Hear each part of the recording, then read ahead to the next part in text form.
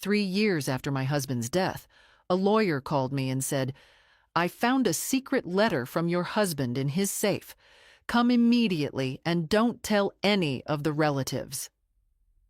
When I found out what was in the letter, good day, dear listeners. It's Clara again. I'm glad you're here with me. Please like this video and listen to my story till the end and let me know which city you're listening from. That way I can see how far my story has traveled. For 37 years, I thought I knew everything about my husband, Robert. We built our life together brick by brick, raised 3 children, survived 2 recessions, celebrated countless Thanksgivings in our modest Cape Cod house. Robert was a postal worker, steady as clockwork, predictable as the sunrise. When he died of a heart attack 3 years ago, I grieved deeply, but found comfort in our memories. Our children, Michael, Sarah, and Jennifer, gathered around me, and life slowly resumed its rhythm. I spent those 3 years living quietly on Robert's pension and Social Security. The house was paid off. My needs were simple. I volunteered at the library on Tuesdays, played bridge with my friends on Thursdays, and video called my grandchildren every Sunday evening. It wasn't an exciting life, but it was mine, and it was peaceful. Then everything changed on a gray October morning. The phone rang while I was watering my African violets. The caller ID showed a number I didn't recognize, a Boston area code. "Mrs. Patricia Whitmore?" a male voice asked. "Speaking," I replied, setting down my watering can. "My name is David Chen. I'm an attorney with Morrison and Associates. I apologize for calling out of the blue, but I need you to come to my office immediately. It's about your late husband's estate." My heart skipped. Estate? But everything was settled 3 years ago. The will was straightforward. "Mrs. Whitmore," he interrupted, and his voice dropped lower, almost conspiratorial. "I found a sealed letter from your husband in a safety deposit box we're just now inventorying. The box belonged to my late partner, who handled Robert's affairs before I joined the firm. This letter, it's addressed to you, and it contains information that changes everything." "What kind of information?" My hands trembled. "I cannot discuss this over the phone. But Mrs. Whitmore, this is extremely time-sensitive, and please—" He paused, and I could hear him choosing his words carefully. "Do not mention this call to anyone in your family. Not yet. There are complications." "Complications? What are you talking about?" King. "Tomorrow morning, 9 o'clock. My office is at 447 Beacon Street. Come alone, Mrs. Whitmore. Trust me on this." He hung up before I could ask more questions. I stood frozen in my kitchen, the phone still pressed to my ear, listening to the dial tone. A letter? After 3 years? Why would Robert hide a letter with his attorney? And why the secrecy about family? That night, sleep evaded me completely. I lay in our bed, my bed now, staring at the ceiling, my mind racing through possibilities. Had Robert been in some kind of trouble? Had he kept secrets from me? The man I knew was transparent, almost boring in his honesty. He balanced our checkbook to the penny, never missed a mortgage payment, coached Little League for 15 years. What could possibly be in that letter? The next morning, I dressed carefully in my navy suit, the one I'd worn to Robert's funeral. My daughter, Sarah, called just as I was leaving. "Mom, want to grab lunch today? I'm free this afternoon." "Oh, honey, I can't today. I have a doctor's appointment." The lie tasted bitter on my tongue, but Mr. Chen's warning echoed in my mind. Do not tell anyone in your family. "Everything okay?" Sarah's voice filled with concern. "Just routine, nothing to worry about." I hated lying to my daughter. The drive into Boston took 40 minutes. Mr. Chen's office occupied the 3rd floor of an elegant brownstone near the public garden. A young receptionist led me to a wood-paneled conference room where a man in his mid-40s waited, standing as I entered. "Mrs. Whitmore, thank you for coming." He shook my hand firmly. Please, sit down. Can I get you coffee? Water? Just tell me what this is about, I said, my patience exhausted by a sleepless night. He reached into his briefcase and pulled out a sealed envelope. The paper had yellowed slightly with age, and I recognized Robert's handwriting immediately. For Patricia to be opened only in the event of legal dispute, only in the Chai-E. Legal dispute? I whispered. What legal dispute? Mr. Chen's expression turned grave. Mrs. Whitmore, before you open that letter, I need to tell you something.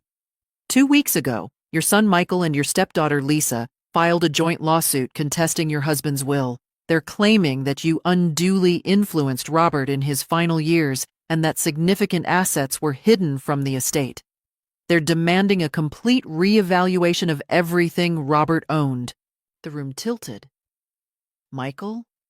My own son? And Lisa, Robert's daughter from his first marriage, whom I'd tried so hard to include in our family? They're trying to take everything from you, Mr. Chen continued quietly. And according to this letter, your husband knew something like this might happen.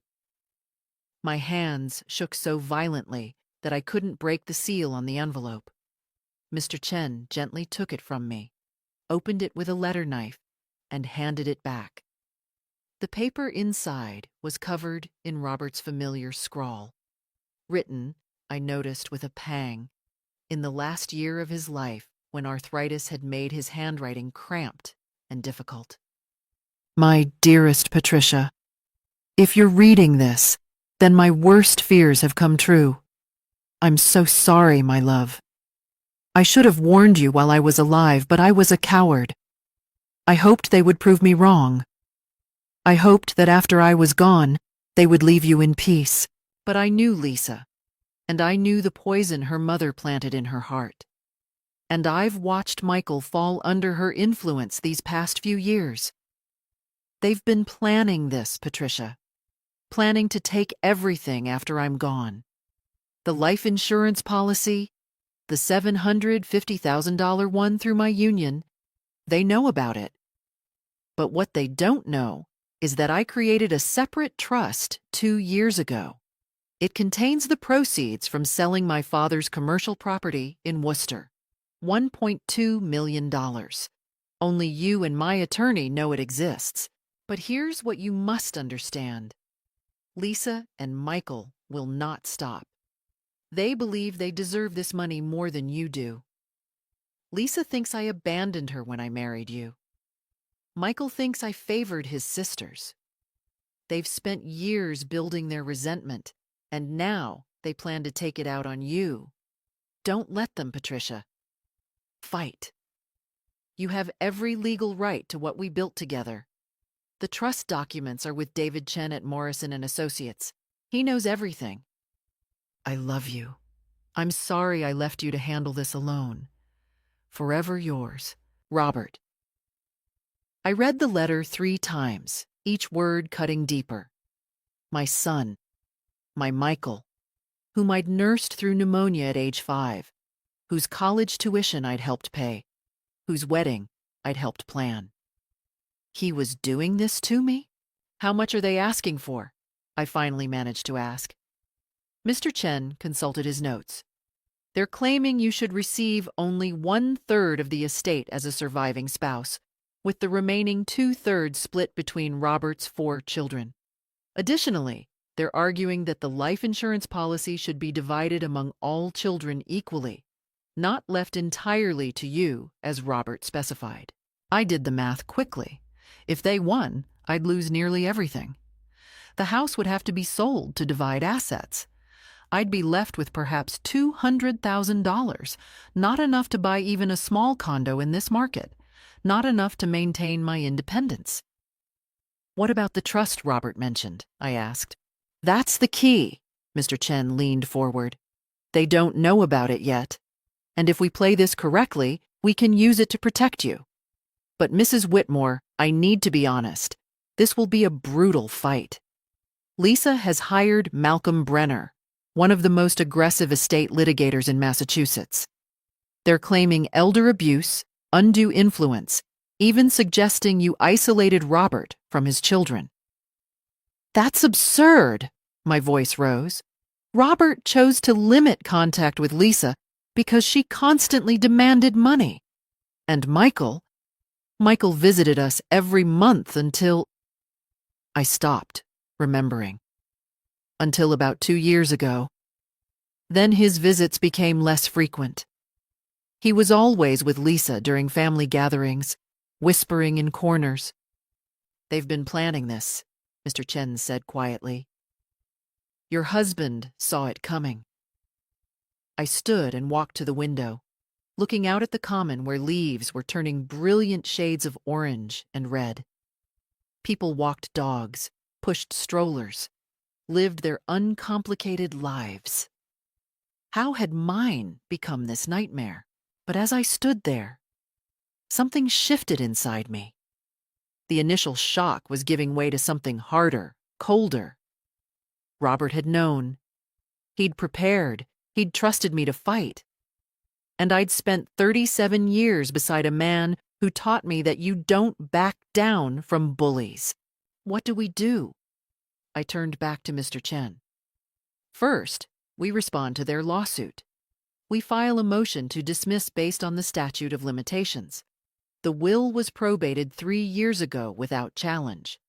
Second, we gather evidence of your marriage's legitimacy and Robert's sound mind. Third, we keep the trust confidential until absolutely necessary. It's our ace in the hole. What do you need from me? Everything. Bank statements, photos, letters, emails. Anything that shows your relationship with Robert was genuine and that he made his own decisions. And Mrs. Whitmore, he paused, you need to prepare yourself. This will get ugly. Lisa and Michael will say terrible things about you. They'll try to rewrite history, paint you as a gold digger who trapped a lonely widower. Let them try, I said, and I was surprised by the steel in my own voice. I know the truth. Robert knew the truth, and I'm not going to let them destroy his memory or steal what we built together. As I drove home, my phone rang repeatedly. Michael, Sarah, Jennifer. I let them all go to voicemail. I needed time to think, to plan. That evening, I sat at Robert's old desk in our study and began making lists. Documents I could gather. People who could testify to our marriage's strength. Evidence of Lisa's constant money demands over the years. Emails where Michael had asked for loans he never repaid. If they wanted a war, they'd get one. But I would fight smart, not angry. I would be strategic, not emotional. I would win. The next morning, I arrived at Mr. Chen's office with 3 banker's boxes full of documents. I'd stayed up until 3 a.m. organizing everything. 37 years of marriage distilled into bank statements, greeting cards, photographs, medical records. Every piece of paper that proved Robert and I had built a real life together.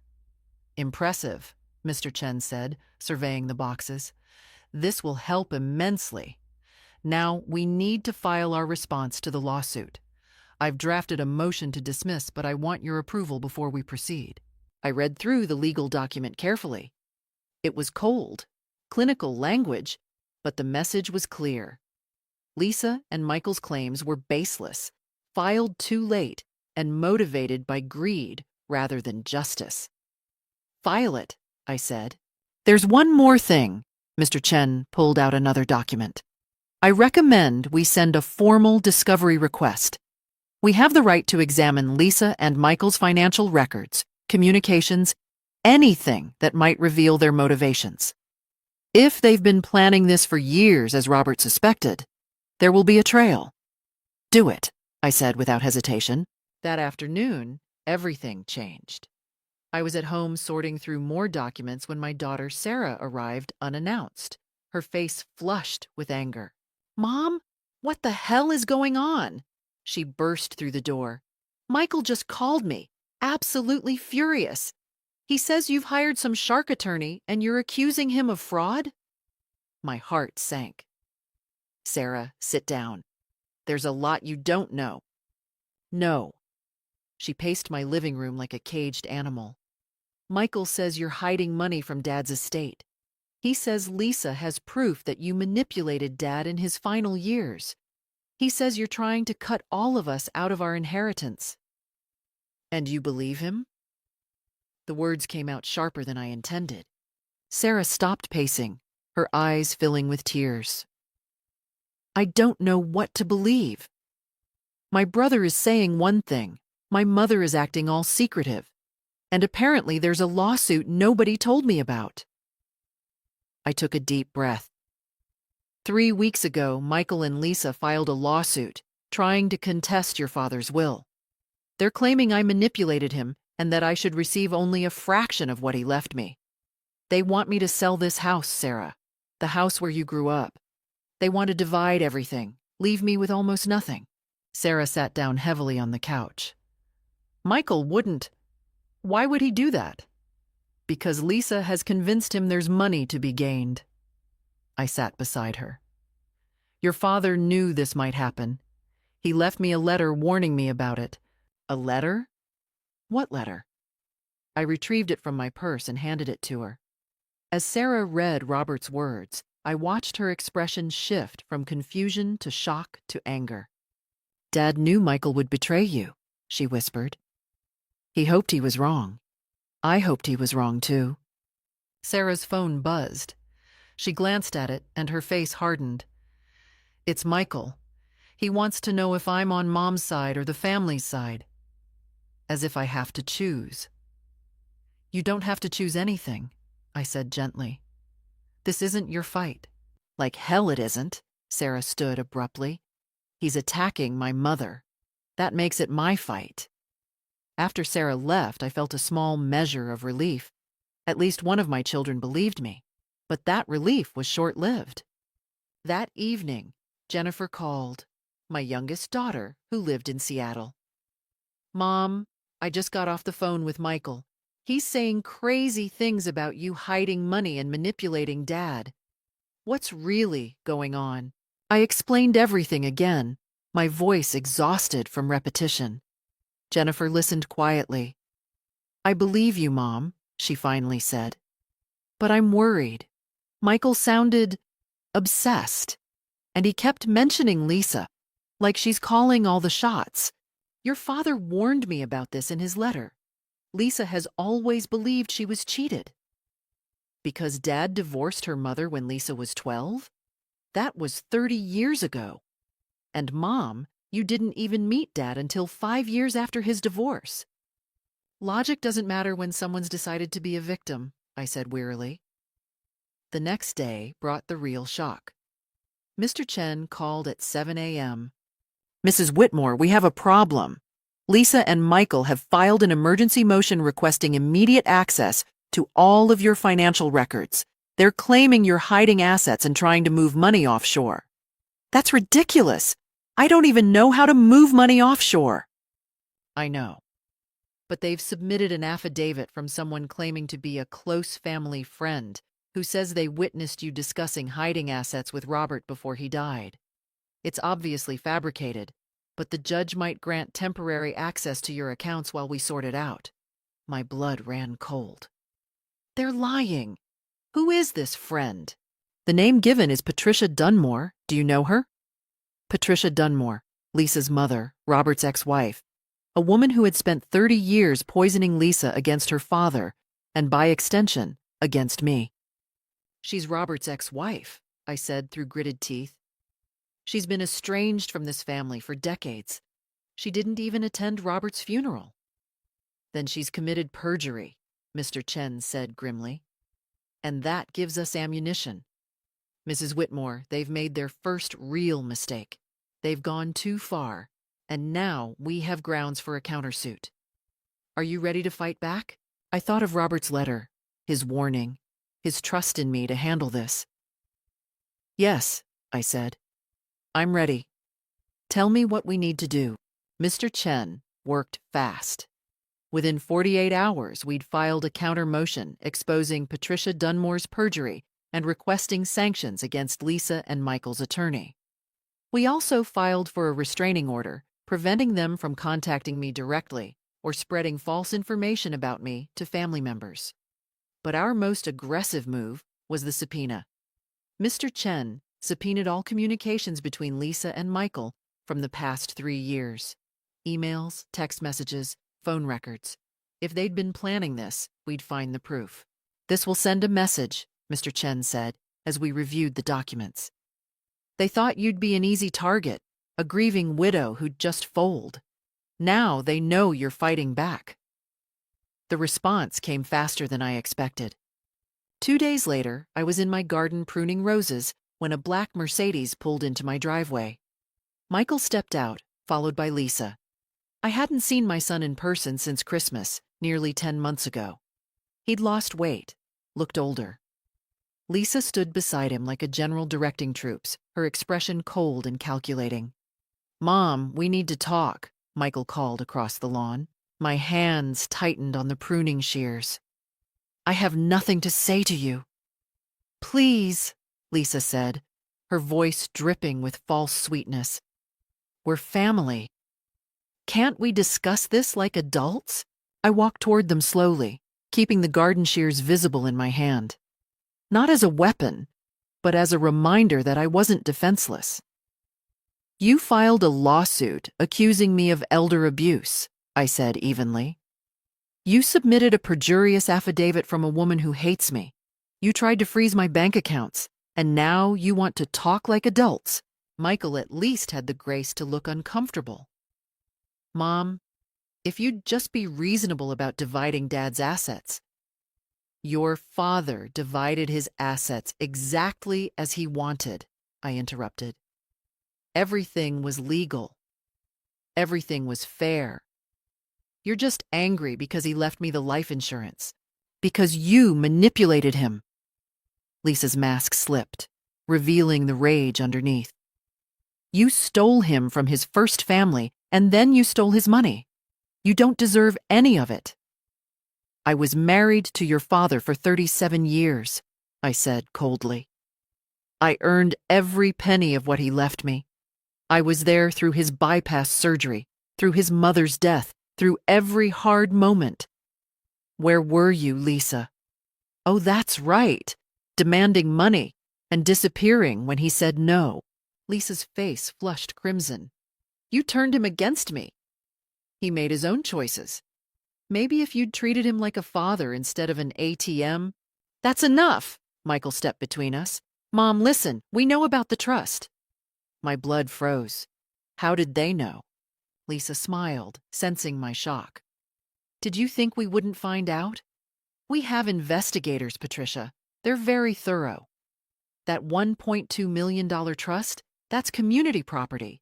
It should be divided among all of Robert's children." "Get off my property," I said quietly. "Or what?" Lisa stepped closer. "You'll call the police?" "Go ahead. We'll tell them about the money you're hiding.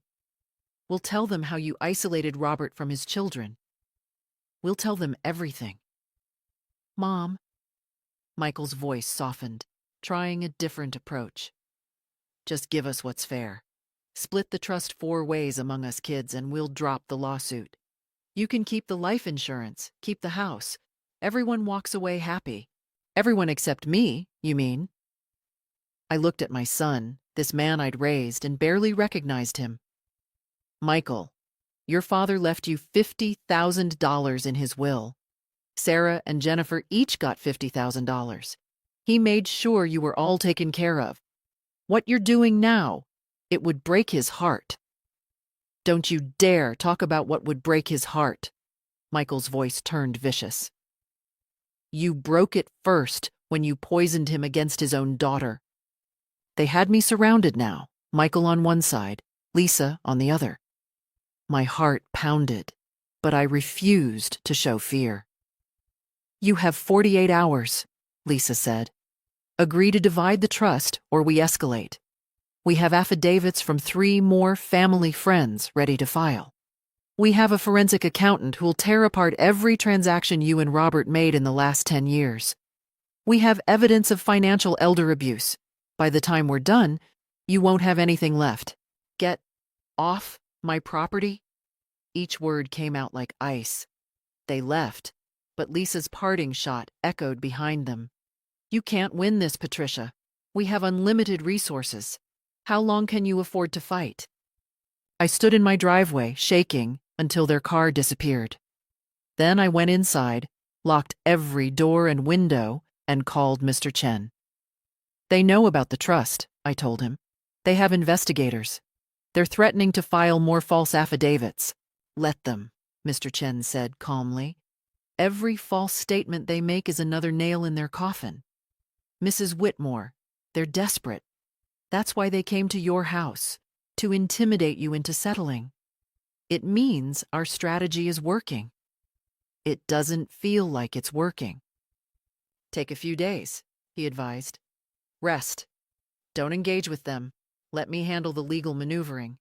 You've been under enormous stress. Go visit Jennifer in Seattle or go to Sarah's house. Get away from this for a moment. He was right. I was exhausted, emotionally drained. That evening, Sarah insisted I stay at her house. For 3 days, I tried to rest, tried to think about anything except the lawsuit. But even in Sarah's guest room, I couldn't escape. The reality of what my son had become haunted me. On the 4th day at Sarah's house, Michael called her phone. Sarah handed it to me with a warning look. Mom? His voice sounded tired, almost conciliatory. Can we please talk? Just you and me, without lawyers? Every instinct screamed not to trust him, but he was still my son. What do you want, Michael? To apologize, to explain. Please, Mom, meet me for coffee. 1 hour. That's all I'm asking. Against my better judgment, I agreed. We met at a Starbucks near Sarah's house. Neutral territory. Michael arrived alone, and for a moment, seeing him walk through the door, I felt a surge of hope. Maybe he'd come to his senses. Maybe this nightmare could end. Mom? He slid into the booth across from me. I've been thinking a lot about Dad, about us, about this whole mess. Have you? I kept my voice neutral. Lisa has been in my ear for years, he said, staring at his untouched coffee. She's my half-sister, and she had it rough after Dad left her mom. She's convinced that Dad owed her more, that she got cheated. And I guess I started believing her. Michael, your father gave Lisa $30,000 as a wedding gift. He co-signed her first mortgage. He paid for her son's rehab, twice. What more did she want? Everything, Michael said quietly. She wanted everything. And she made me see all these moments from the past differently. She'd say, remember when your dad missed your baseball game? That's because of Patricia. Or, remember when you needed money for your business and he said no? Patricia controlled the purse strings. That's not true. Your father made every financial decision himself. I know. Michael rubbed his face. I know that now. Being in this lawsuit, seeing how far Lisa is willing to go, lying to investigators, getting her mother to commit perjury.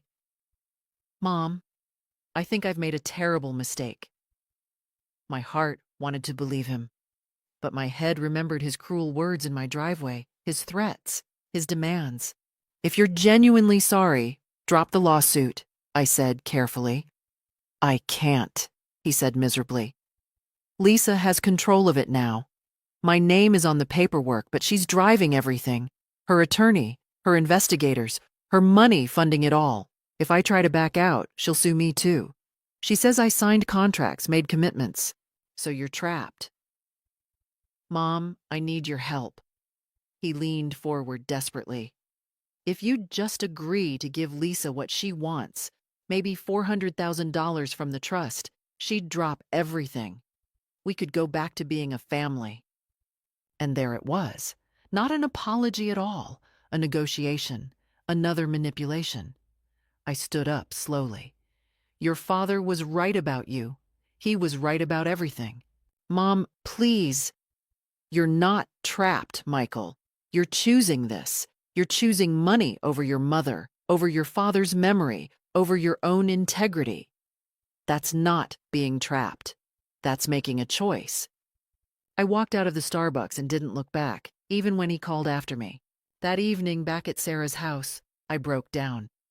The stress, the betrayal, the constant pressure, it all came crashing down. Sarah held me while I sobbed. I'm losing him, I cried. I'm losing my son. No, Sarah said firmly. He lost himself. You're still right here, Mom. You're still the person who raised us with integrity. He's the one who chose to abandon that. Over the next week, something unexpected happened. People started reaching out. Robert's former colleagues from the Postal Service called to offer support. My bridge club organized a dinner at my house. They brought food, cleaned my kitchen, and spent the evening sharing stories about Robert. Our former neighbors, the Hendersons, sent a letter detailing how Robert had helped them through financial difficulties, lending them money he never asked them to repay. You'll need this for court, Martha Henderson wrote, to show what kind of man he really was. My sister flew in from Florida, insisting I needed family support. Even my cousin's daughter, a paralegal, offered to help Mr. Chen's office with document organization at no charge. You're not alone in this, my sister said one evening as we sat on my back porch. Robert knew you'd need people. That's why he built such a good life with you, because he knew good people would stand by you. Jennifer flew in from Seattle for a long weekend. Together with Sarah, we went through more of Robert's possessions, finding treasures I'd forgotten, letters he'd written me during his business trips, birthday cards with his heartfelt messages, photographs of our life together. Look at this, Jennifer showed me a photo from their childhood. Dad helping Michael with his homework. He's got his arm around him, totally patient. Dad was a good father. Michael knows that. Lisa might have poisoned his thinking, but somewhere inside, he knows the truth. Then why is he doing this? I asked. Because sometimes, Sarah said quietly, greed makes people forget what they know. Mr. Chen called with an update. The discovery is coming back and it's damaging to them. We have emails between Lisa and Michael from 2 years ago, before your husband even died, discussing how to challenge any will that didn't favor them. We have text messages where Lisa coaches Michael on what to say to Robert to make him feel guilty about the divorce. They were planning this while Robert was still alive? The betrayal cut even deeper.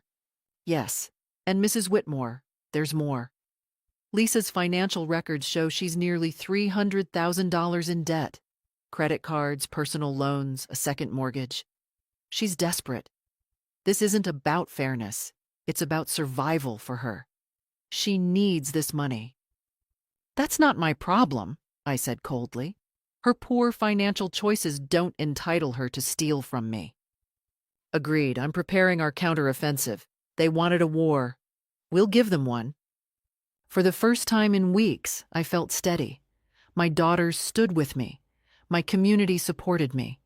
And I had Robert's memory to fight for. Lisa and Michael might have money and investigators and aggressive attorneys. But I had the truth. And I had something they'd never understand. Real love, real family, real integrity. 3 weeks of relative calm passed. Mr. Chen was building our case methodically, gathering evidence, preparing for trial. I'd returned to my house, reinforced with alarm systems that Sarah had insisted on installing. My daily routine slowly resumed.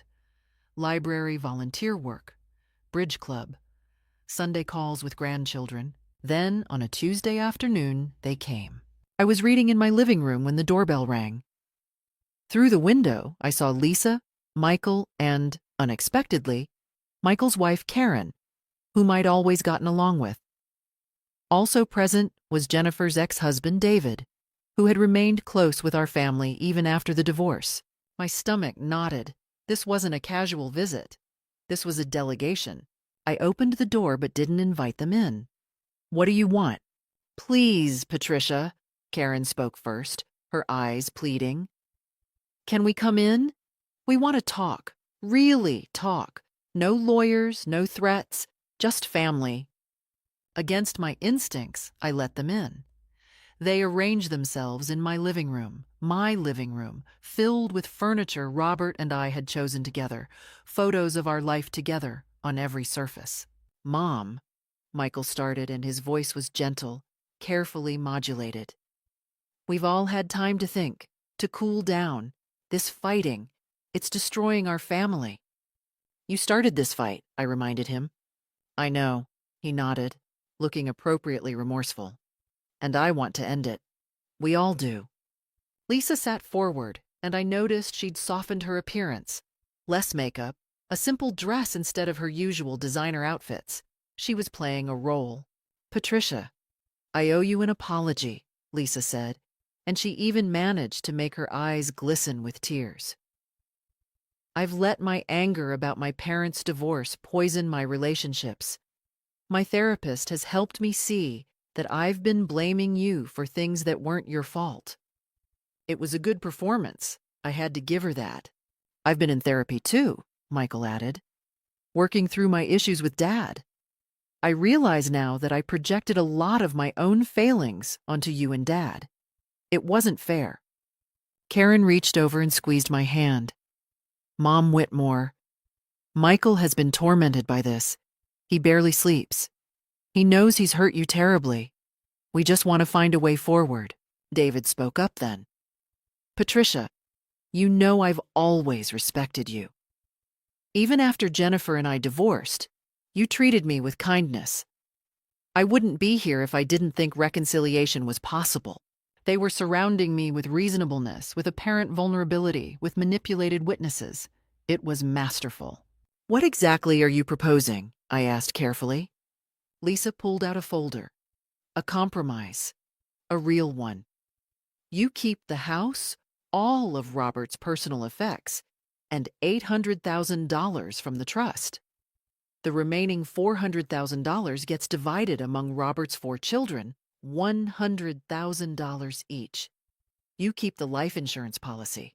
Everyone gets something fair, and we drop the lawsuit. No more fighting."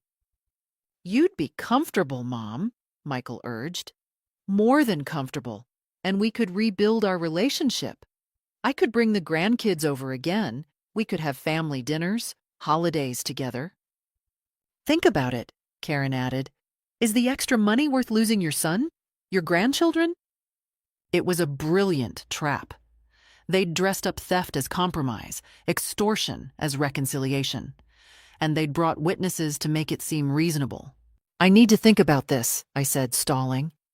"Of course," Lisa said smoothly.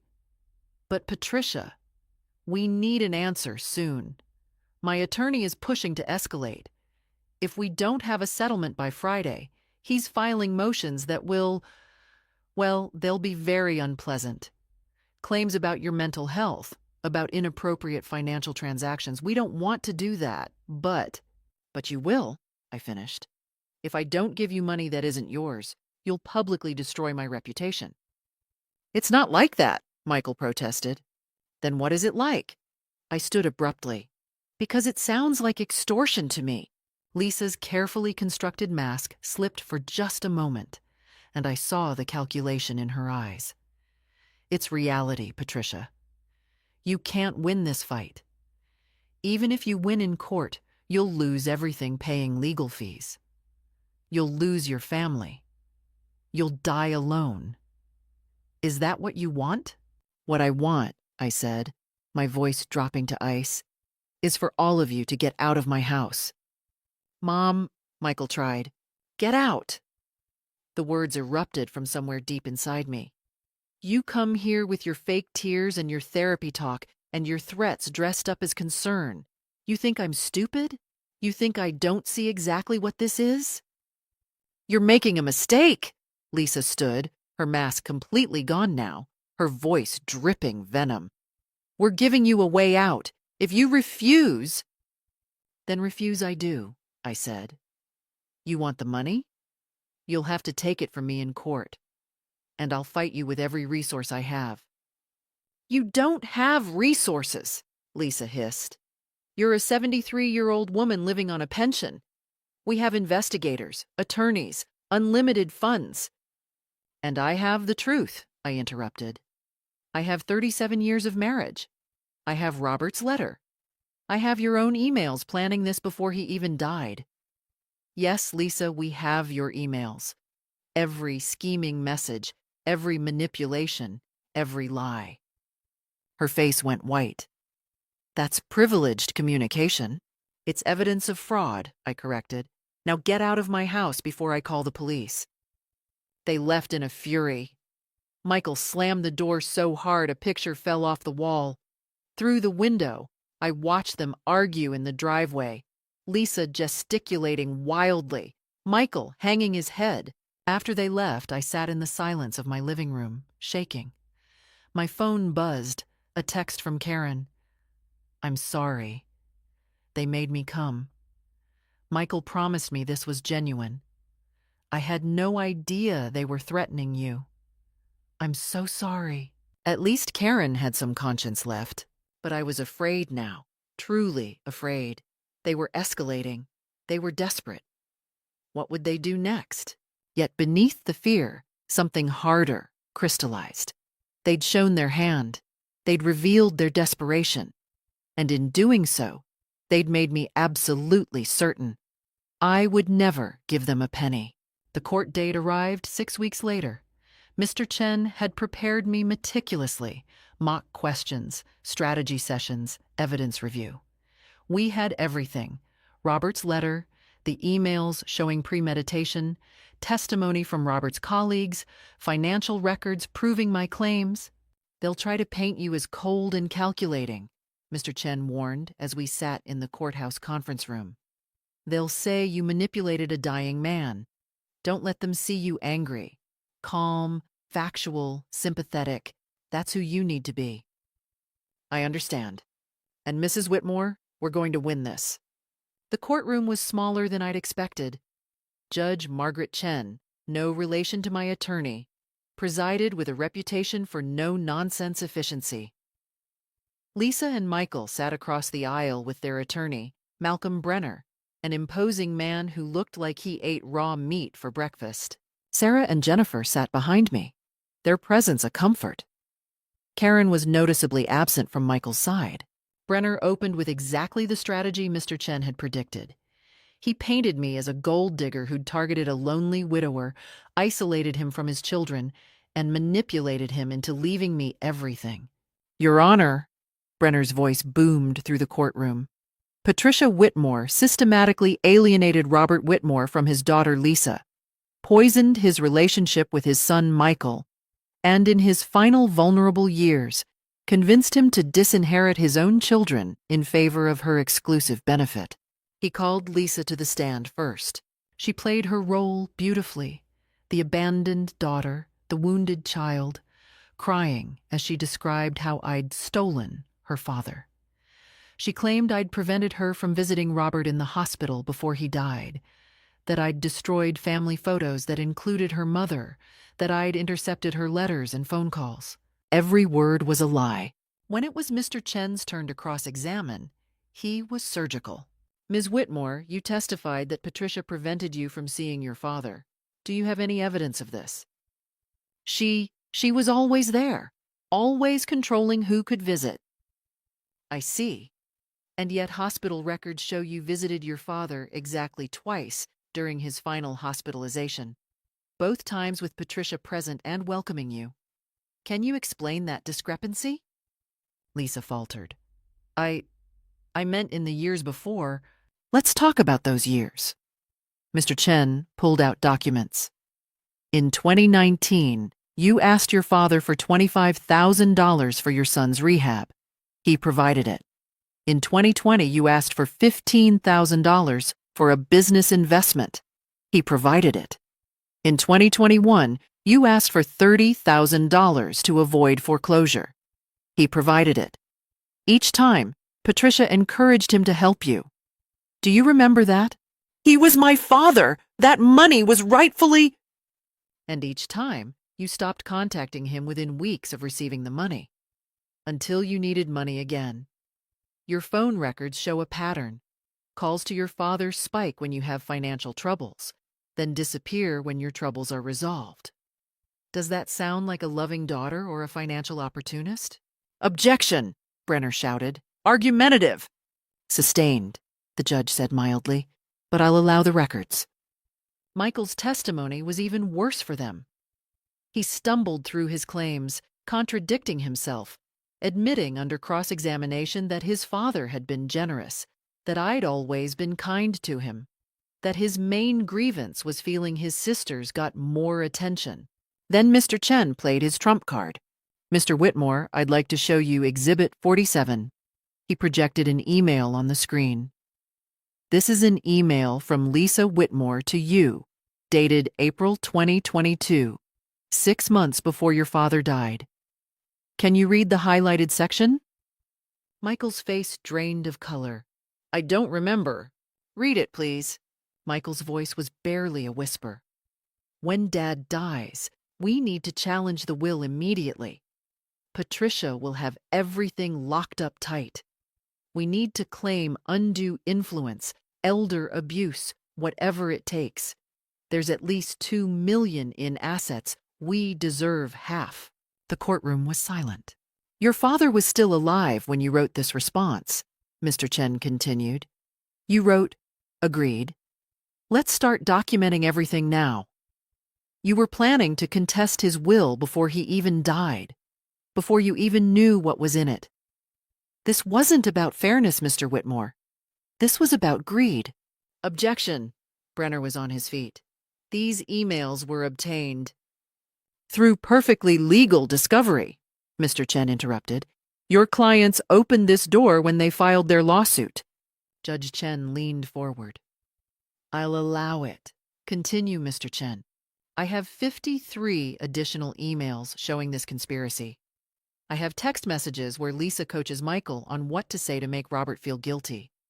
I have financial records showing Lisa is $300,000 in debt and desperate.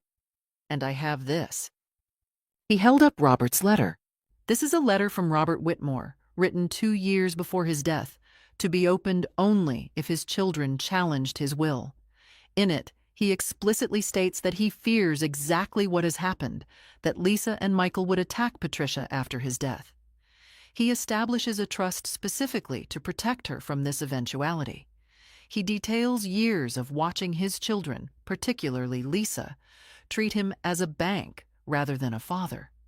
This letter was sealed and held by our firm. Patricia Whitmore didn't know about it until after the lawsuit was filed. Mr. Chen turned to face Lisa and Michael directly. These two people didn't challenge the will because they believed Patricia manipulated their father. They challenged it because they wanted money. Their father knew it. He saw it coming, and he took steps to protect the woman who actually loved him. The silence in the courtroom was deafening. Judge Chen removed her glasses and looked directly at Lisa and Michael. The silence stretched for what felt like an eternity. I've presided over estate disputes for 23 years, she said finally, her voice cutting through the tension like a blade. I've seen families torn apart by grief and greed. But rarely have I seen such calculated, premeditated malice as what's been presented here today. Brenner tried to interject. Your Honor, if I might. You might not, Mr. Brenner. The judge's tone could have frozen fire. I've heard enough. This court finds that the will of Robert Whitmore was executed properly, that Robert Whitmore was of sound mind, and that there is absolutely no evidence of undue influence, manipulation, or elder abuse by Patricia Whitmore. I felt Sarah's hand grip mine. Furthermore, Judge Chen continued, the evidence presented by Mr. David Chen demonstrates that this lawsuit was filed in bad faith, with malicious intent, and with full knowledge that the claims were false. The emails and text messages show clear premeditation, planning to contest the will before Robert Whitmore had even died. Michael had his head in his hands. Lisa sat frozen, her face a mask of disbelief. The petition to contest the will is denied in its entirety. Patricia Whitmore is confirmed as the rightful beneficiary of her husband's estate, including all assets, trusts, and insurance policies. Additionally, I am sanctioning the plaintiffs and their attorney for frivolous litigation. Your Honor, Brenner was pale now. Mr. Brenner, your clients submitted false affidavits. They made deliberately misleading claims to this court. The sanction is $75,000 to be paid jointly by Lisa Whitmore and Michael Whitmore to Patricia Whitmore within 90 days.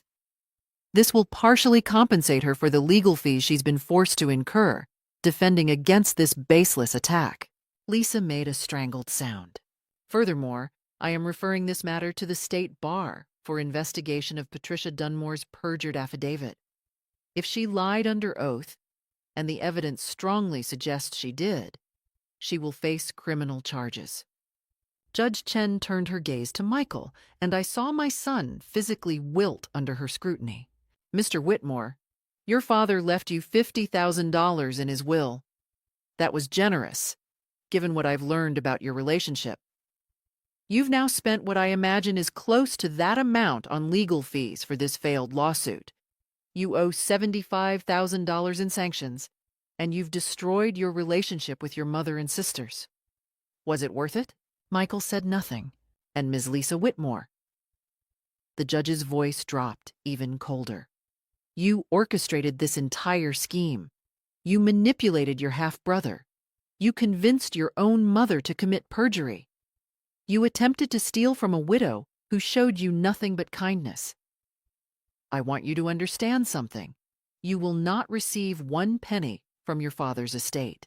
Not now, not ever. And if you attempt to file any future legal action against Patricia Whitmore, I will personally see to it that you face the maximum penalties available under law. This is unjust, Lisa finally found her voice standing up. That money should have been mine. My father owed me. Your father owed you nothing. The judge's gavel came down hard. He gave you life, raised you, and continued supporting you financially long into your adulthood despite your treatment of him. The only thing he owed you was honesty, which he provided in his will. Case dismissed. We're adjourned. As the judge left, chaos erupted. Lisa turned on Michael, screaming, "This is your fault! You were supposed to be more convincing. You ruined everything." My fault? Michael's voice broke. You told me this would be easy. You said she'd settle. You destroyed my family. Brenner was already gathering his papers, distancing himself from his client's meltdown. Sarah and Jennifer hugged me so tightly I could barely breathe. Mr. Chen shook my hand with a broad smile. Congratulations, Mrs. Whitmore. Complete victory. As we walked out of the courtroom, I passed Michael in the hallway. He looked up, his eyes red-rimmed and desperate. Mom, I'm so sorry. I never meant... You meant exactly what you did, I said quietly. You chose money over family. You chose Lisa's poison over your father's memory. You chose to believe lies over 37 years of truth. Those were your choices, Michael. Now live with them. Please, I can change. I can make this right. No, I said firmly, you can't. Some things once broken can't be fixed. I walked away from my son, feeling both heartbroken and free. The next week brought revelations that were almost comical in their poetic justice. Lisa's husband filed for divorce, citing her lies and financial deception. It turned out she'd mortgaged their house without his knowledge to fund the lawsuit. Michael's wife, Karen, filed for separation, telling Sarah she couldn't stay married to someone with so little integrity. The State Bar investigation moved forward against Patricia Dunmore. She faced criminal perjury charges carrying up to 3 years in prison. And the $75,000 sanction? When Lisa and Michael couldn't pay within 90 days, the court ordered garnishment of their wages. They'd be paying me back for years to come. I didn't celebrate their downfall. I took no pleasure in their suffering. but I felt vindicated. Robert had been right. He'd known who his children truly were, and he'd protected me accordingly. Justice, it turned out, sometimes actually prevails. 6 months after the trial, I finally felt like I could breathe again. I sold the old house and bought a charming townhouse in a retirement community. Sarah and Jennifer helped me settle in, decorating with furniture I'd chosen myself. This space was truly mine.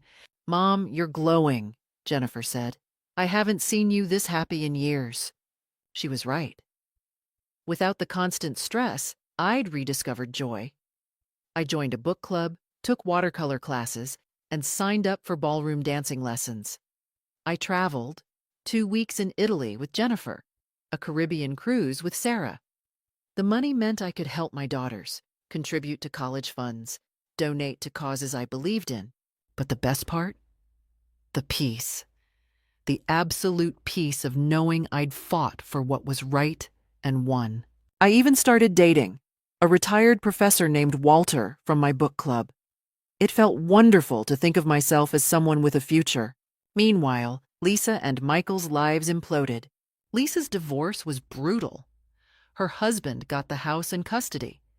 The perjury charges against her mother resulted in an 18-month suspended sentence.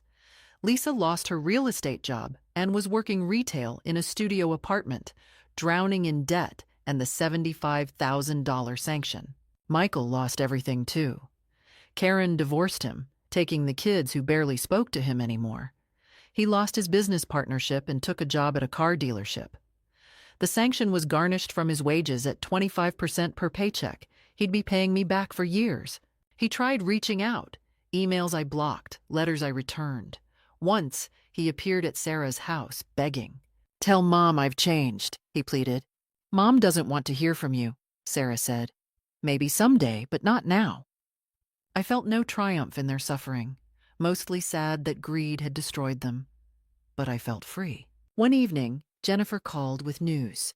"Mom, I'm pregnant, and we want to name her Patricia. After you.